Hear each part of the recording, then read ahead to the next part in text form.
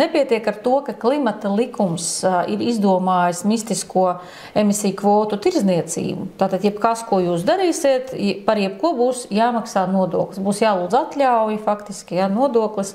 Jebkurš solis maksās naudu. Gribēsiet tādu emisiju laist gaisā, ja, maksāsiet tādu summu, gribēsiet braukt, gribēsiet audzēt kaut ko, par visu būs jāmaksā. Tātad viņš pilnībā paralizē visu tautsaimniecību ar papildus slogu, kas tagad ir tātad šis zaļās enerģijas tēma.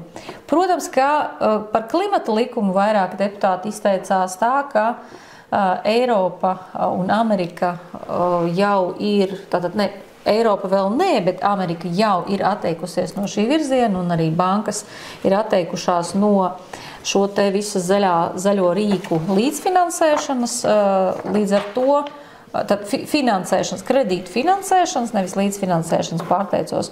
Līdz ar to mēs esam atkal atpalikuši kaut kur un nedzirdam, ka visur jau notikušas pārmaiņas pret šī zaļā kursa ieviešanu.